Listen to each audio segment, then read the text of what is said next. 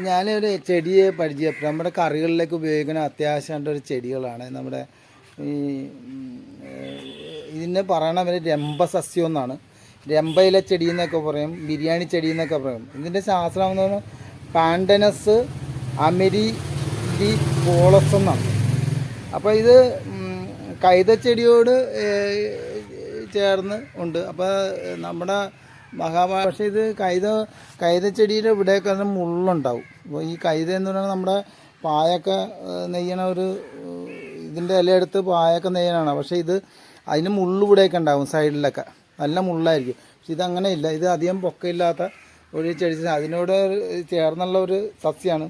അപ്പോൾ ഇത് ഇന്തോനേഷ്യയിലാണ് ഇത് കണ്ടത്. പിന്നെ ഇത് ബിരിയാണിയിലാണ്, നമ്മൾ ബിരിയാണി ചോറുകളിലൊക്കെ നമ്മൾ ഉപയോഗിക്കാറുണ്ട്, ഹോട്ടലുകളിലൊക്കെ ഉപയോഗിക്കാറുണ്ട്.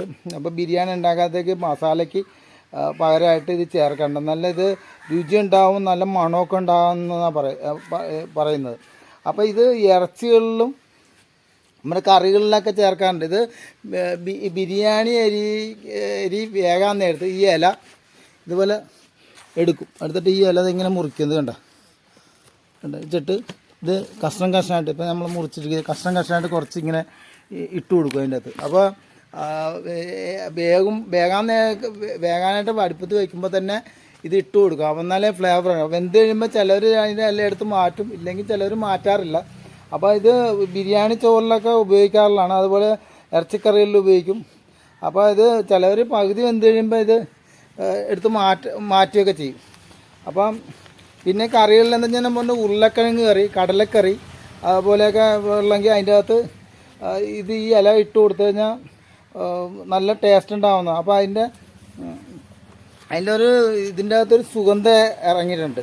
അസറ്റൽ ഫയറോളിൻ എന്ന് പറയുന്ന ഒരു രാസം അതിൻ്റെ അകത്ത്, അതാണ് അതിൻ്റെ സുഗന്ധത്തിൻ്റെ രഹസ്യം. അതായത് ആ വസ്തു അടങ്ങിയിരിക്കുന്നതുകൊണ്ടാണ് സുഗന്ധം വരാൻ കാര്യം. അപ്പം ഇത് പിന്നെ അത് കഴിഞ്ഞ് കൂടാതെ ഇത് നല്ലൊരു ഫ്ലേവറാണ്, രുചിയൊക്കെ ഉള്ളതാണ് ഇത് ഇട്ട് കഴിയാൻ നേരത്ത്. അപ്പോൾ കൂടാതെ കേക്ക് നിർമ്മാണത്തിനൊക്കെ ഉപയോഗിക്കുന്നുണ്ട്, ഐസ്ക്രീമിലിടാനായിട്ട് ഉപയോഗിക്കുന്നുണ്ട്, പാല് പോലുള്ള നിർമ്മാണത്തിനൊക്കെ ഇത് കൂടുതലായിട്ട് ഉപയോഗിക്കാറുണ്ടെന്നാണ് പറയുന്നത്. പിന്നെ അത് ഹെർബൽ ചായയിലൊക്കെ ഇടാറുണ്ട്. പിന്നെ നമ്മൾ ഈ സർബത്ത് ജ്യൂസൊക്കെ കൊടുക്കാൻ നേരത്ത് ചില ഫങ്ഷനൊക്കെ നടക്കുമ്പോൾ ഇത് അതിൻ്റെ ഇല നുറുക്കി അതിൻ്റെ അകത്ത് ഇടാറുണ്ട്. അപ്പോൾ നല്ല സുഗന്ധം രുചിയൊക്കെ ഉണ്ടാവുന്ന. പിന്നെ ഇതിൻ്റെ അകത്ത് ഒരു ആൽക്കലൈഡ് അടങ്ങിയിട്ടുണ്ട്, ഗ്ലൈക്കോ സൈഡുകൾ എന്നൊരു ആൽക്കൈഡ്, ടാറിൻ എന്നൊരു ആൽക്കൈഡ് അങ്ങനെ അടങ്ങിയത് കൊണ്ടാണ് ഇതിന് ഒരു സുഗന്ധ തൈലം, അങ്ങനെയുള്ളൊരു സുഗന്ധ തൈലം ഇതിൻ്റെ അകത്ത് അടങ്ങിയിട്ടുണ്ട്. അപ്പോൾ ഇത് തൈലങ്ങളൊക്കെ ഉണ്ടാക്കാനായിട്ട് ഈ ചെടി ഉപയോഗിക്കാറുണ്ട്. അപ്പോൾ ഈ ഞാൻ പറഞ്ഞ ആൽക്കൈഡ് അടങ്ങിയതുകൊണ്ടാണ് ഇങ്ങനെയുള്ള വസ്തുക്കളൊക്കെ ഉണ്ടാക്കുന്നത്. അതുപോലെ നമ്മുടെ ശരീരത്തിന് ആവശ്യമായ മരുന്നിനായിട്ട് മരുന്നിനും നമ്മുടെ മുറിവൊക്കെ ഉണ്ടാകുന്ന തലവേദനയ്ക്കുള്ള മരുന്ന്, പനി, ത്വക്ക് രോഗങ്ങൾ എന്നിവയിലൊക്കെ മരുന്നൊക്കെ ഉപയോഗിക്കാനായിട്ട് ഈ ചെടി ഇങ്ങനെ ഉപയോഗിക്കാറുണ്ട്. അപ്പം മരുന്നിന് ഉപയോഗിക്കുന്ന ഒരു സസ്യമാണിത്. അപ്പോൾ പിന്നെ കൂടാതെ ഇത് പ്രത്യേകിച്ച് എന്തെങ്കിൽ ഇത് ഏത് മണ്ണിലും അങ്ങനെ കിളിക്കണതാണ്, പരിചരണമൊന്നും വേണ്ട. നല്ല താഴ്ച പടർന്നിങ്ങനെ കുറ്റുപോലെ ഇങ്ങനെ വരും. നമ്മൾ ഇങ്ങനെ മുകുളം വരും സൈഡിൽ കൂടി, നമ്മുടെ ഇഞ്ചിയൊക്കെ മുളപ്പിച്ച് മുകുളം, ആ മുകുളം ഇങ്ങനെ എടുത്ത് ആണ് ഇത് നടണത്. അപ്പോൾ ഇത് ഈസിയായിട്ട് നടാം, കൂടിയ പരിചരണമൊന്നും വേണ്ട,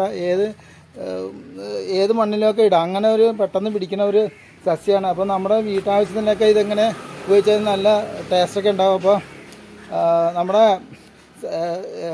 എല്ലാ സുഗന്ധങ്ങളും അടങ്ങിയ സർവ്വസുഗന്ധി എന്നൊരു സസ്യമുണ്ട്. അപ്പോൾ അതിലെന്ന് വെച്ചാൽ സ്പൈസസ് ഐറ്റംസ് എല്ലാം അടങ്ങിയ ഒരു പ്രത്യേക സസ്യം, അതിനോട് അടുത്ത് വരുന്ന ഒരു സസ്യമാണിത്. അപ്പോൾ ഈ രംഭ എല്ലാം ഇങ്ങനെ ഇവിടെ എണ്ണം എന്ന് പറയുന്ന ഒരു 15 എണ്ണം മുതൽ 30 എണ്ണം വരെ ഉണ്ടാവും. ഇപ്പോൾ ഇതൊരു 14 എണ്ണം ഉണ്ട് ഇത് മൊത്തത്തിൽ. ഈ 14 എണ്ണം ഉണ്ടാവും ഇത് കണ്ടോ, ഇതിൻ്റെ അടക്കം.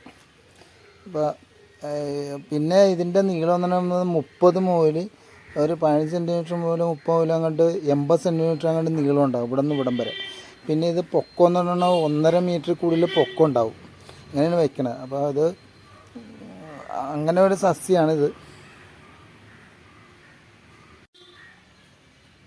പിന്നെ നമ്മുടെ ചാനൽ കാണാനായിട്ട് ഇതുപോലെയുള്ള ചാനലിൽ നമ്മൾ വാച്ച് ചെയ്യണം, സബ്സ്ക്രൈബ് ചെയ്യണം, തുടർന്ന് നമ്മുടെ വീഡിയോ കാണണം.